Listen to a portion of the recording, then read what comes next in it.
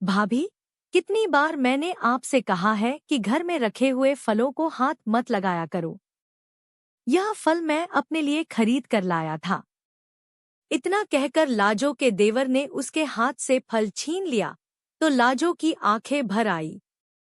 वह भरे गले से बोली, देवर जी, आपको तो पता ही है कि आजकल मुझे कितनी कमजोरी हो गई है। डॉक्टर ने भी मुझे फल वगैरह खाने के लिए कहा था। मुन्ना भी इतना कमजोर है, मैं ठीक से नहीं खाऊंगी तो यह तो और भी कमजोर हो जाएगा। उसका देवर गुस्से में कहने लगा कि मुझे वह सब नहीं पता। एक तो भैया के जाने के बाद तुम्हारा बोझ हम लोग उठा रहे हैं, ऊपर से अब तुम्हें फल भी चाहिए।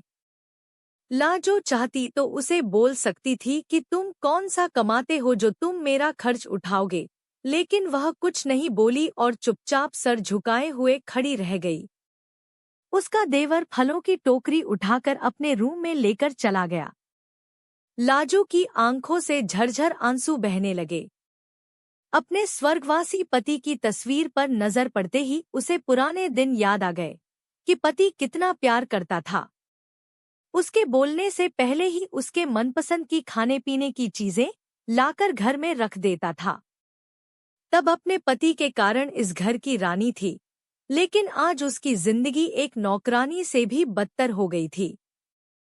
उससे तो घर के सारे काम भी करवाए जाते थे और उसे कोई पगार भी नहीं मिलती थी। अभी वह खड़ी सिसक ही रही थी कि तभी उसके ससुर जी खाना खाने के लिए घर चले आए। उसके ससुर जी मंडी में सब्जी की दुकान चलाते थे और उनकी आमदनी भी खूब हो जाया करती थी। कभी कभी तो शाम होने से पहले ही उनकी सारी सब्जियां बिक जाती थी और वह जल्दी ही घर भी आ जाते थे। वह अपने ससुर जी को खाना खिलाने के लिए रसोई में आई तो उसके ससुर जी कहने लगे, सुनो बहू, आज पकोड़े खाने का मन कर रहा है तो थोड़े पकोड़े भी तल दो। तुम यह लो, मैं पालक लेकर आया हूँ। और सुनो, पकोड़े खुद खाने के लिए मत बैठ जाना। यह पकोड़े मैं मेरे लिए और मेरे बेटे के लिए बनवा रहा हूँ। लाजो सर झुकाए हुए किचन की ओर जाने लगी। अभी उसकी डिलीवरी को 10 दिन ही हुए थे, तो उसे बहुत तकलीफ हो रही थी। लेकिन घर के काम ना करने पर उसके ससुर जी और देवर उसे बहुत सुनाने लगते थे। देवर कोई काम भी नहीं करता था, दिन भर आवारा लड़कों के साथ घूमता रहता था, जुआ खेलता था, शराब पीता था। फिर भी ससुर जी उसे कुछ नहीं बोलते थे और लाजो को सुनाने का एक मौका भी नहीं छोड़ते थे, मानो लाजो को उस घर में रखकर वह उस पर कोई एहसान कर रहे हो। कुछ महीने पहले लाजो कितनी खुश थी। वह मां बनने वाली थी। उसका पति मोहन भी बहुत खुश था। मोहन एक कंपनी में हेल्पर की नौकरी करता था। घर के खर्चे आराम से चल रहे थे, घर में किसी चीज की कोई कमी नहीं थी। लेकिन एक दिन काम पर से वापस आते हुए मोहन को अचानक से चक्कर आया। कुछ राह चलते लोग उसे अस्पताल लेकर गए तो पता चला कि उसे हार्ट अटैक आया था और वह मौके पर ही स्वर्ग सिधार गया था। तब लाजो पर दुखों का पहाड़ टूट पड़ा। मायके में भी अपना कहने वाला कोई नहीं था। उसकी परवरिश उसकी दादी ने की थी, जो अब इस दुनिया में नहीं थी। उसके माता पिता बचपन में बाढ़ में बह गए थे, तब से वह दादी के साथ ही रहती थी। दादी के पास भी ज्यादा रुपए पैसे नहीं थे, तो वह उसे पढ़ा लिखा नहीं पाई। बस किसी तरह ब्याह की उम्र होते ही उसके हाथ पीले कर दिए थे और अब तो वह भी इस दुनिया में नहीं थी। लाजो के पास अपना कहने वाला कोई नहीं था। वह अब अपने ससुर जी के भरोसे ही उस घर में रह रही थी। पास में ही सरकारी हॉस्पिटल था, तो किसी तरह उसने सरकारी अस्पताल में बच्चे को जन्म दे दिया था। उसके बाद से तो उसे घर के काम करने ही पड़ रहे थे। खैर, वह ससुर जी के लिए खाना ले आई तो खाना खाते हुए वह कहने लगे, बहू, मैं तुम्हारा खर्चा कब तक उठाऊं? तुम्हारे पति के जाने के बाद जब तक तुम्हारी डिलीवरी नहीं हुई थी, तब तक मैंने तुम्हारा खर्च उठाया। अब तुम खुद रुपए कमा कर ले आओ और अपना खर्च खुद उठाओ। लाजो हैरानी से बोली, बाबूजी, मैं तो पढ़ी लिखी भी नहीं हूँ, मैं क्या काम कर सकती हूँ? तो वह कहने लगे कि मैंने लाल बंगले में बात कर ली है, तुम्हें वहाँ पर झाड़ू पोंछा लगाने का काम मिल सकता है। यह सुनकर लाजो हैरान रह गई। वह सर झुका कर रोने लगी तो ससुर जी आगे बोले, क्या हुआ? देखो बहू, अब तुम्हारा पति नहीं है जो तुम घर में मुफ्त में बैठकर खाओगी। तुम्हारी डिलीवरी को 10 दिन हो चुके हैं। अच्छा होगा कि कल से तुम झाड़ू पोछा का काम करने के लिए लाल बंगले में चली जाओ। और सुनो, अपने बेटे को भी साथ ले जाना। लाजो हैरान रह गई, क्योंकि ससुर जी निकम्मे आवारा देवर का खर्च उठा रहे थे। उसका दिल तड़प उठा और वह कहने लगी, बाबूजी, मैं झाड़ू पोछा लगाने जाऊंगी तो लोग क्या कहेंगे? वह कहने लगे कि तुम लोगों की परवाह मत करो बहू, लोग तो कुछ ना कुछ बोलते ही रहते हैं। कोई भी काम छोटा बड़ा नहीं होता है, जो काम मिले उसे ईमानदारी से करना चाहिए। वो अपने आंसू पोंछते हुए बोली कि अभी मेरा शरीर कच्चा है, मैं झाड़ू पोछा का काम नहीं करना चाहती। आप मुझे कोई और काम बताइए, वह मैं कर लूंगी। अगर आप चाहे तो मैं आपके साथ सब्जी की दुकान पर चल सकती हूँ। उसके ससुर जी गुस्से में बोले, वह दुकान मेरी है, उस दुकान पर नजर मत डालना। तुम्हें यही काम करना होगा, और किसी काम करने के लायक तो हो नहीं तुम। तुम्हारे बच्चे के साथ तुम्हें कोई और काम मिलेगा क्या? उसका सर झुक गया और वह धीरे से बोली, लेकिन बाबूजी, देवर जी भी कोई काम नहीं करते हैं। आप उनका खर्च उठा सकते हैं, तो मैं भी तो आपकी बहू हूँ। अभी मुझे आपके सहारे की जरूरत है, यह आपका पोता है। आप इतने निष्ठुर कैसे हो सकते हैं?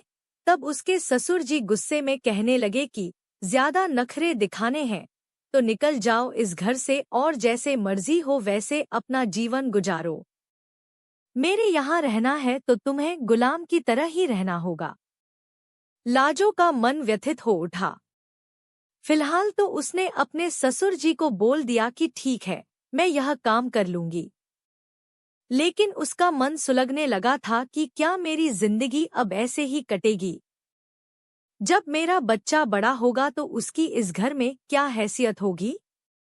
आज को तो देवर अकेला है, कल को देवरानी आएगी, तब तो इस घर के लिए मैं और भी अनचाही हो जाऊंगी।